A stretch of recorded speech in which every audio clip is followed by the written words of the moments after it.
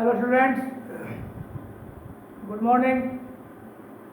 It is AK Jha chemistry classes. Today I am going to teach you non-ideal solution. Before this I have taught you ideal solution. Now today it is non-ideal solution. So write down your notes. Non-ideal solution. Non-ideal solutions.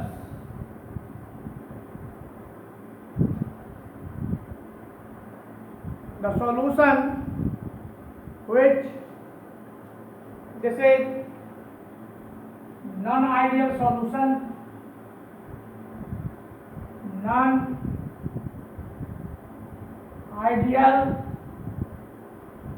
solution.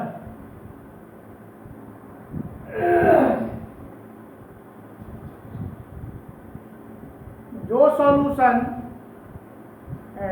Raoult's law को किसी भी concentration और temperature पे ओबे नहीं करता है उसको कहते हैं राउल्स, उसको कहते हैं non ideal solution. A solution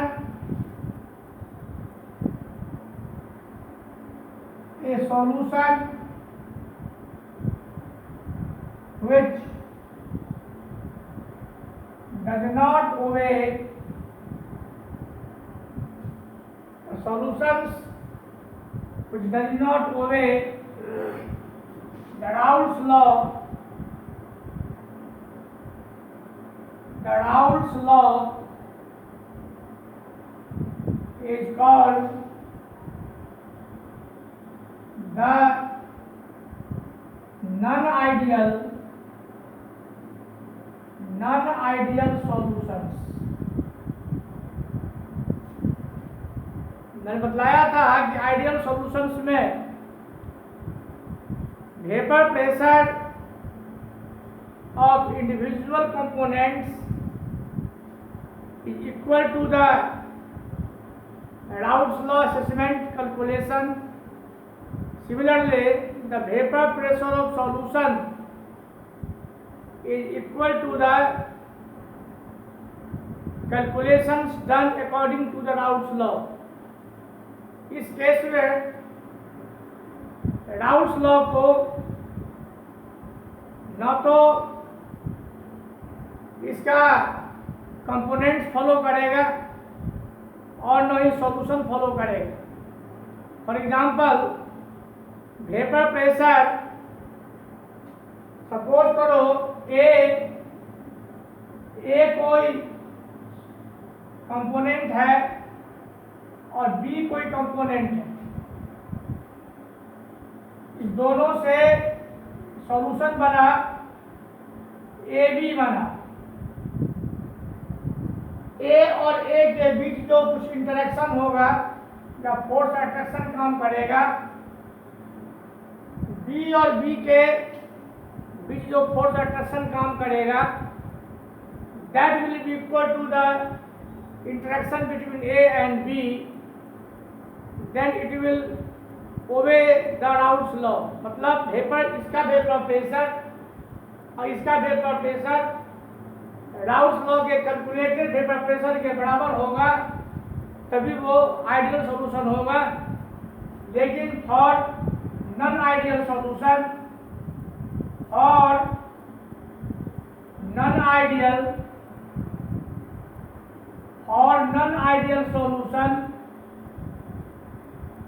solutions, vapor pressure of A is not equal to vapor pressure zeta XA. Similarly, vapor pressure of B is not equal to vapor pressure of solvent into zeta B, and vapor pressure total solution is not equal to PA into vapor pressure of B mole fraction of B. हो सकता है इससे ये बड़ा हो या छोटा हो, कम हो सकता है वेपर प्रेशर। इस तरह के सॉल्यूशन को बोलेंगे नॉन आइडियल सॉल्यूशन। मतलब vapour pressure of pure solvent this is calculated, this is actual, दोनों बराबर नहीं होगा। Similarly vapour pressure total should be equal to this, लेकिन ऐसा नहीं होगा। ये इसको कहेंगे नॉन आइडियल सॉल्यूशन। तो पहले इसको इसी तरह से वॉल्यूम ऑफ मिक्सचर, सपोज करो 50 ml ये है, 50 ml ये है, इसका 50 ml, इसका 50 ml को मिक्स किया गया। ये होना चाहिए था 100 ml, लेकिन नहीं, ऐसा नहीं होता है। नॉट इक्वल टू 100 ml हो सकता है। Volume of pure solvent may be less than the volume of the solution or may be more than the volume solution. This is a non-ideal solution. Similarly, change of heat of vaporization should not be equal to 0, या तो ज़्यादा होगा या घटेगा। इसको बाद में हम समझाएंगे कैसे होता है। तो मतलब ये जो डिविएशन हुआ राउल्स लॉ के को ये ओबे नहीं करता है, और राउल्स लॉ से यह डिविएट किया। These all are due to the intermolecular force of attraction between the components and the intermolecular force of attraction in the solution between two different components. So let us first define non-ideal solution. So let us first define non-ideal solution. लिखते हैं कि non-ideal solutions are formed, in other words,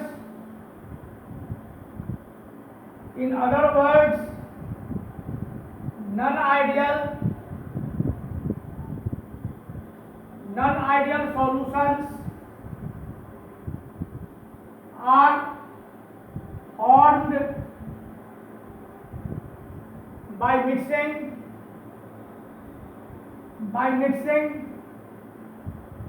two or more components. I am talking about only binary solution. Two solvents whose intermolecular interaction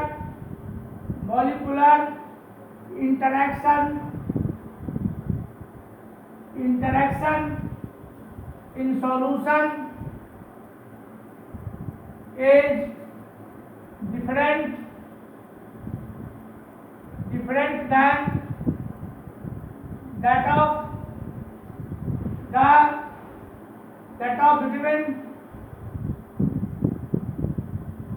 between their own molecules in pure solvent condition.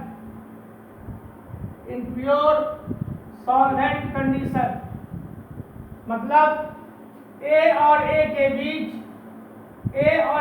बीच जो interaction हो रहा है, B और B के बीच जो interaction हो रहा है, इंटरमोलिकुलर फोर्स अट्रैक्शन लग रहा है, ये अलग हो जाएगा A और B के बीच। ये अलग हो जाएगा A और B के बीच। तो इस केस में नॉन आइडियल सॉल्यूशन का फॉर्मेशन होगा और vapour pressure, heat generated heat of solution ये सभी अलग अलग हो जाएंगे। ठीक है, तो this is the non ideal solution का डिफिनीशन हुआ। उतारो उसको, मिटावे मिटावे। गुड। अब now characteristics of non-ideal solution. Characteristics of non-ideal solution. पहला कैरेक्टरिस्टिक क्या होगा कि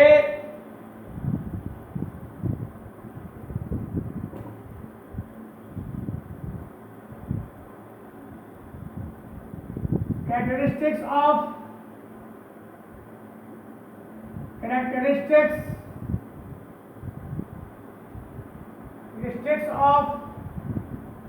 non-ideal solution।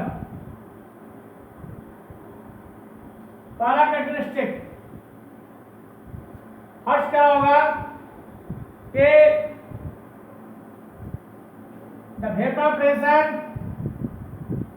The actual vapour pressure of pure solvent as well as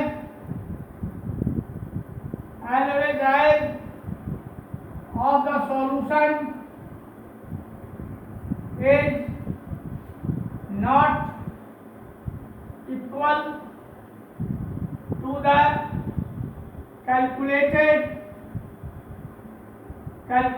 vapor pressure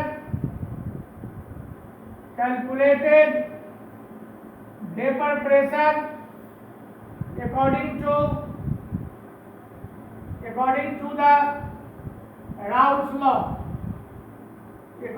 the Raoult's law। Clear? जैसे जिसे vapour pressure PA is not equal to vapor pressure A into zeta A, vapor pressure of B is not equal to vapor pressure of B into zeta B, and this is ये जो है this is vapour pressure PA plus PB is not equal to PA XA zeta plus PB zeta B। This is actual और this is calculated by Raoult's law, calculated as Raoult's law। Clear हो गया? दूसरा characteristic क्या होगा कि V mixture is not equal to 0, मतलब volume of A plus volume of B is not equal to volume of mixture. Clear? Third, ये सभी depend करता है इंटरमोलिकुलर फोर्स ऑफ अट्रैक्शन पे। Now heat delta H is not equal to 0। ये या तो mixer को मिलाए, जो कंपोनेंट को मिलाए, या तो इट विल बी एक्सोथर्मिक होगा या एंडोथर्मिक होगा। क्लियर? एक्सोथर्मिक में क्या होगा, डेल्टा H निगेटिव होगा। एक्सोथर्मिक में क्या होगा, एक्सोथर्मिक में डेल्टा H निगेटिव, एंडोथर्मिक में delta H positive. Clear? Delta H negative होगा, डेल्टा H पॉजिटिव होगा। दैट इज एंडोथर्मिक में क्या होगा,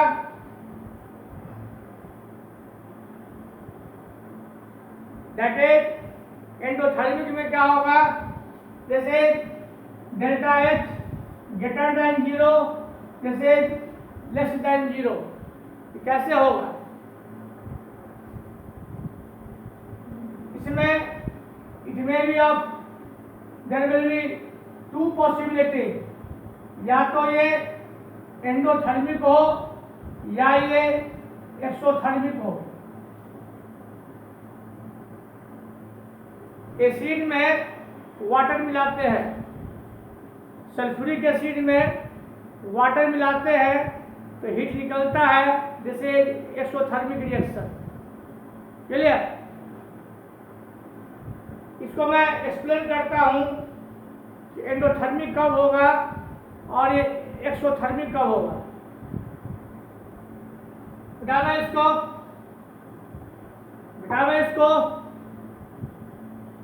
थोड़ा सा इसको हम इलेबोरेट करते हैं। इसको इस तरह से हम जानते हैं कि ब्रेकिंग ऑफ बॉन्ड को तोड़ने में एनर्जी लगती है, energy absorb. Breaking of bond,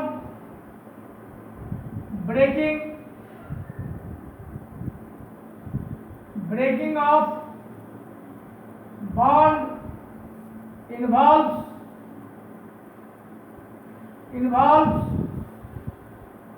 consumption of energy,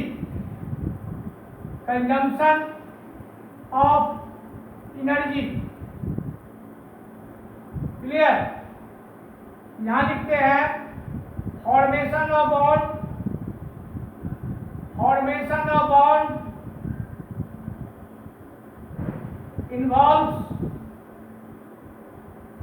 involves release of energy। बताया गया होगा कि जब बॉन्ड बनता है तो पोटेंशियल एनर्जी निकलती है और वो के रूप में एनर्जी निकलती है। अब इस पर हम बात करें कि ए और ए बी को मैंने मिक्स किया तो ए बी बना।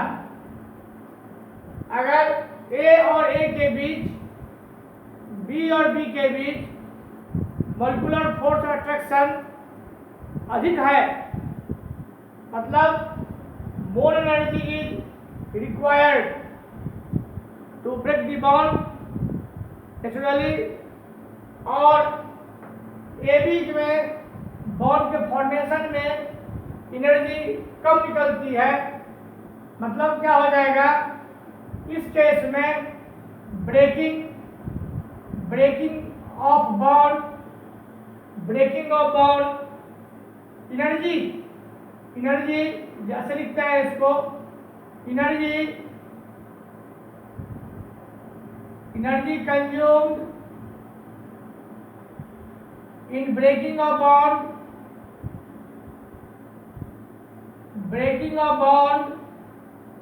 अगर ये greater than energy released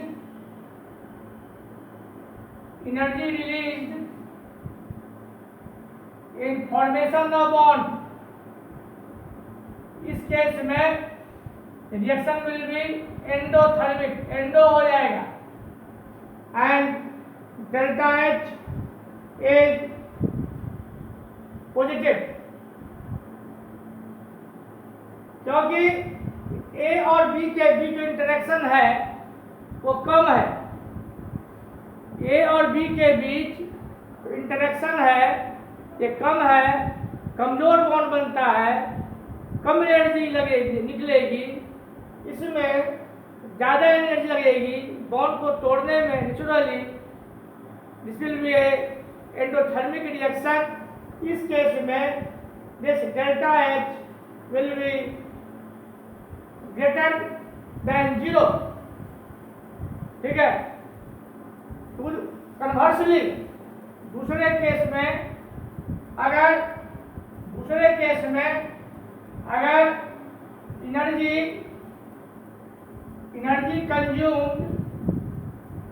energy consumed in breaking a bond, energy consumed in breaking bond ये कम है एनर्जी रिलीज से। Energy release in formation of bond, formation of bond उस केस में हीट रिलीज होगा और delta H will be negative less than 0, this will be exothermic reaction. मतलब है कि ए और बी के बीच फोर्स ऑफ अट्रैक्शन इंटरेक्शन कमजोर है, कम है। ए के बीच बी के बीच फोर्स ऑफ अट्रैक्शन कम है, इंटरेक्शन कमजोर है, इसलिए कम एनर्जी इसमें लगेगी।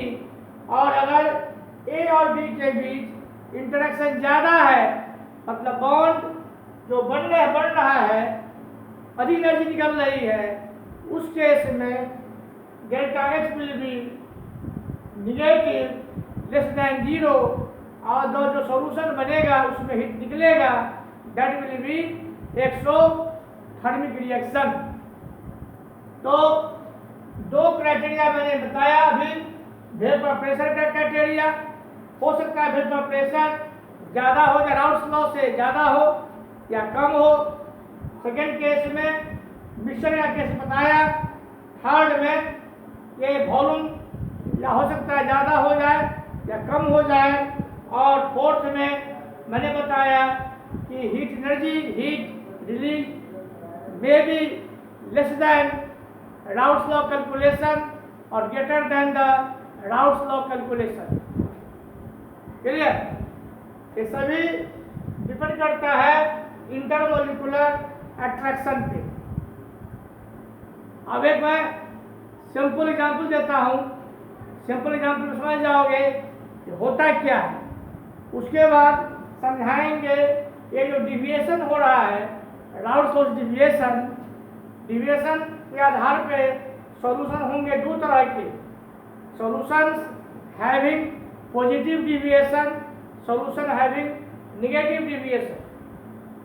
तो मैं बता रहा हूं कि ये कैसे होगा।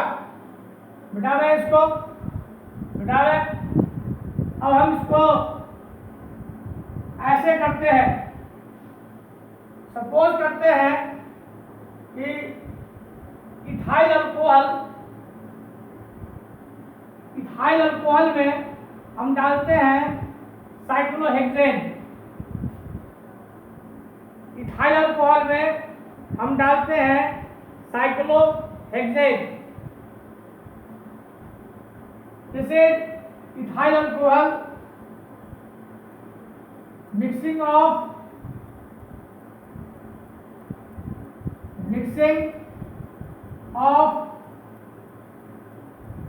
इथाइल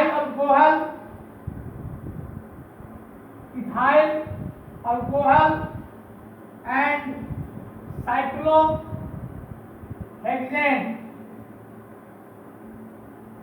एक चीज जान लीजिए, आइडियल सॉल्यूशन मैं बताया था इसके पहले वाले वीडियो में कि आइडियल सॉल्यूशन ऐसे सॉल्यूशन बनेगा जिनमें मॉलिक्यूलर इंटरेक्शन मोटा मोटी सेम हो। जैसे मैं बताया था कि ethyl bromide and ethyl iodide,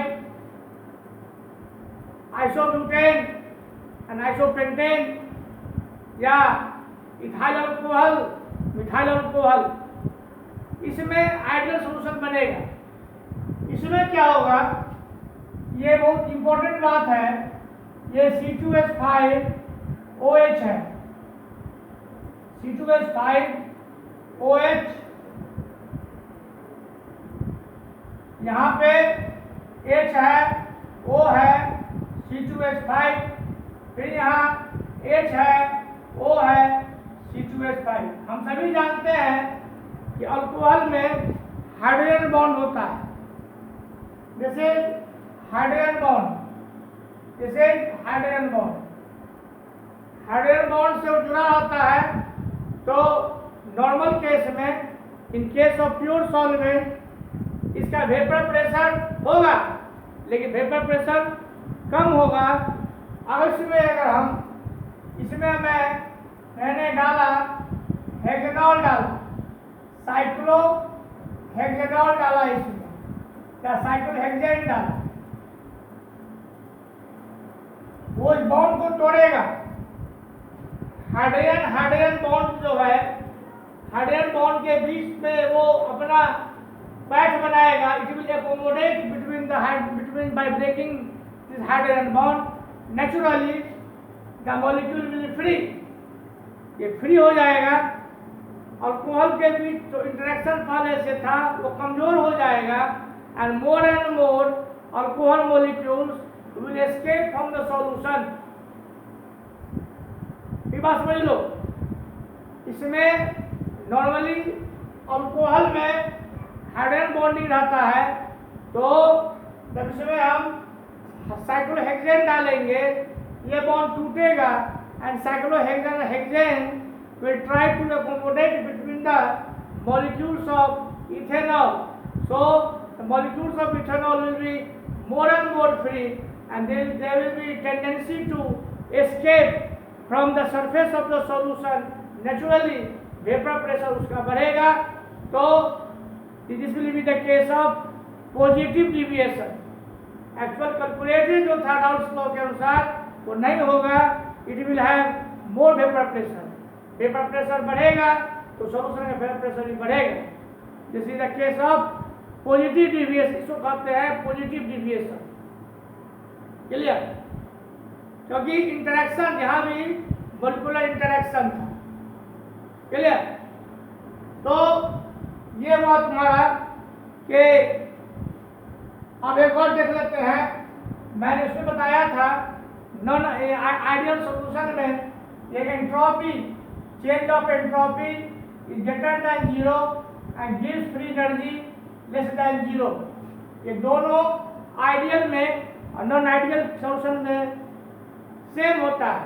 मैंने इससे पहले कहा था एंट्रोपी रैंडमनेस, मॉलिक्यूल के रैंडमनेस का मेजरमेंट है entropy. Entropy is the measurement of randomness of molecules. As we add to solutions the molecules become more and more random। randomness होने के कारण entropy, this entropy is greater than 0 and gives free energy is less than 0। so mainly non ideal solution का 3 criteria हो गया। the vapor pressure may be greater or smaller less than the Raoult's law calculation। Second, change in heat is not equal to 0, and third, volume of mixture is not equal to 0। हो सकता है volume बढ़ जाए या घट जाए। इस case में क्या होगा? इस केस में बोलो वॉल्यूम इसका घटेगा या बढ़ेगा? अगर मैंने 100 ml अल्कोहल लिया और इसमें 100 ml मैंने हेक्सेन को साइक्लोहेक्सेन को मैंने इसमें मिक्स किया, इसको होना चाहिए था 200 ml, लेकिन it is not equal to 200 ml, क्योंकि कुछ मॉलिक्यूल्स हाइड्रोजन बॉन्ड को तोड़ करके अल्कोहल के बीच में समा जाएगा। साइक्लोहेक्सेन का जो मॉलिक्यूल है वो अल्कोहल के हाइड्रोजन बॉन्ड को तोड़ करके मॉलिक्यूल में समा जाएगा। नेचुरली इसका वॉल्यूम इसके बराबर 200 नहीं होगा, it will be less then 200। Clear? So these are the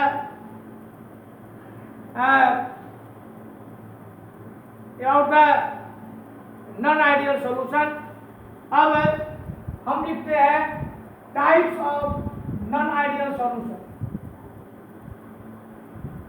according to deviation के आधार पे नॉन आइडियल सॉल्यूशन 2 तरह के होंगे। तो लिखते हैं types of non ideal solution. Types of non ideal solution. पहला होगा solutions showing positive deviation.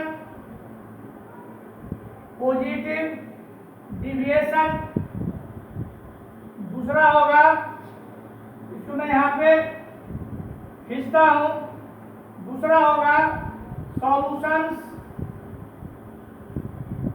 Solutions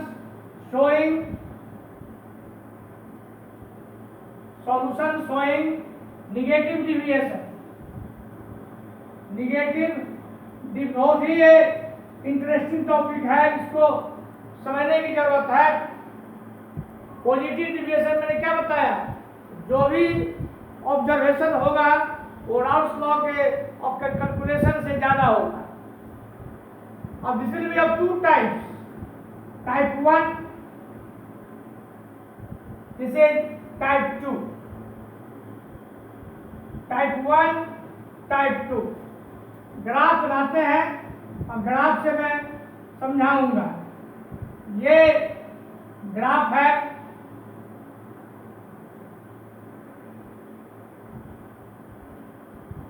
यहां पे ए और बी दो सॉल्यूशन मिलाया गया है।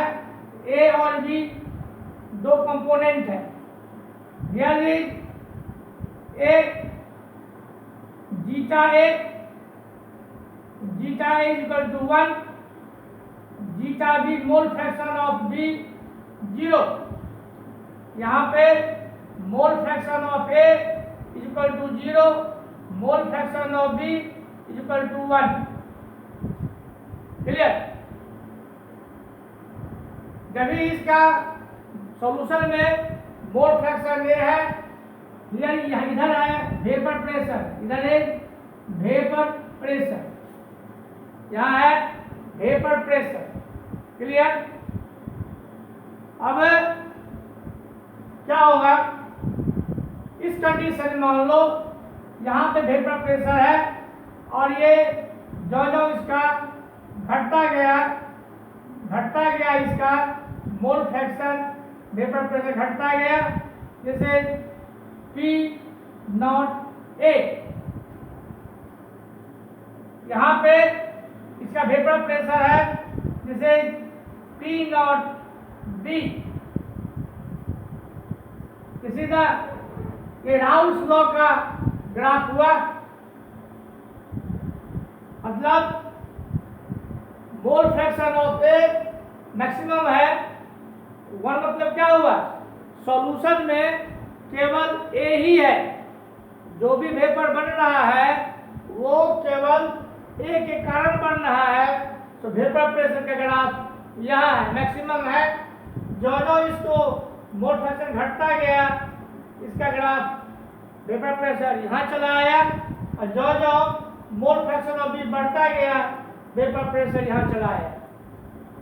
अब ये इसको मिलाते हैं, सीधा टोटल वेपर प्रेशर जैसे PA प्लस PB।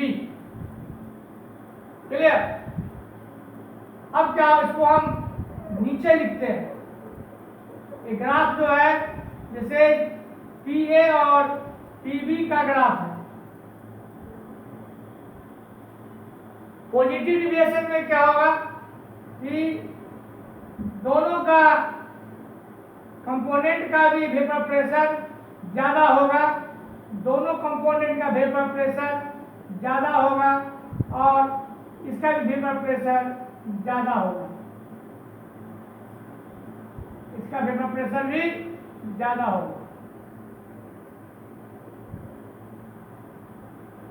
टाइप 1 में टाइप 2 के खींचेंगे तो दोनों में डिफरेंस समझ जाओगे।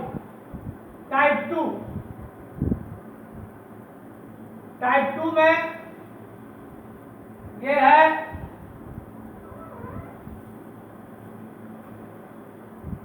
यहाँ पे XA = 1, XB = 0, XA = 0, x B equal to 1, ये ग्राफ सपोज करो ये यहाँ पे है, इसका ये ऐसे हुआ, इसका ये ऐसे हुआ, और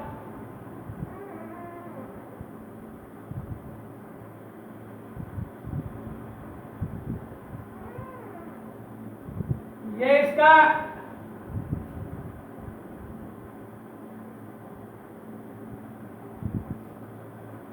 जैसे P not A, P not B, ये जो ग्राफ इसका है वो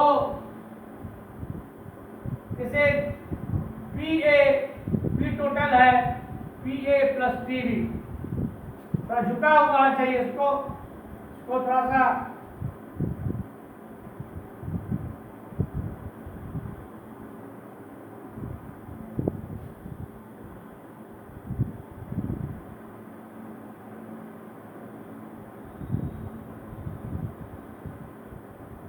हम टाइप 1 में देख रहे हैं कि किसी भी पॉइंट पे जो वेपर प्रेशर है वो A से ज्यादा नहीं है। A का ग्राफ ऐसे जाएगा, ये A का ग्राफ थोड़ा सा उठा हुआ है, उभरा हुआ है, थोड़ा सा ये